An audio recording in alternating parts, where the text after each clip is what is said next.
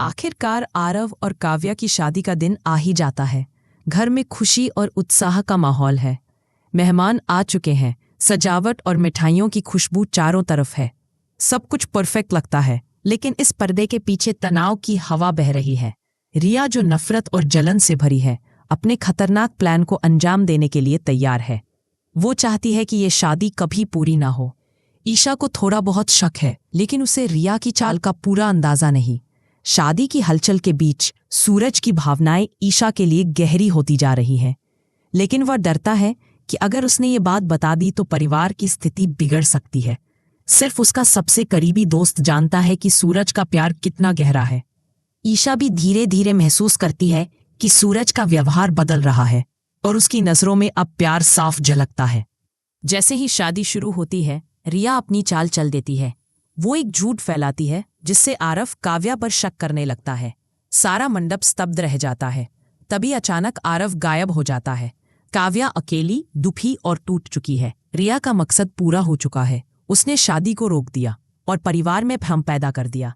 जब सूरज को यह पता चलता है तो वह आग बबूला हो जाता है। वो ईशा से पूछता है, तुम्हारा भाई कहाँ चला गया? शादी के बीच में क्यों गायब हो गया? ईशा बार बार समझाती है, सूरज, मैंने कुछ नहीं किया, हमें उसे ढूंढना चाहिए, कोई गलती नहीं हुई। लेकिन कोई भी उसकी बात पर विश्वास नहीं करता। यहाँ तक कि सूरज के पिता भी सोचते हैं कि ईशा ने अपने भाई के साथ मिलकर काव्या को धोखा दिया। सूरज गुस्से में काव्या को लेकर घर लौट जाता है और ईशा से कह देता है, अब मेरे घर मत आना, मैं तुम्हारी शक्ल भी नहीं देखना चाहता। रिया की चाल सफल हो जाती है। आरव और काव्या की शादी टूट जाती है। गुलाब सिंह बहुत खुश होता है और रिया से कहता है, जो चाहो मांग सकती हो।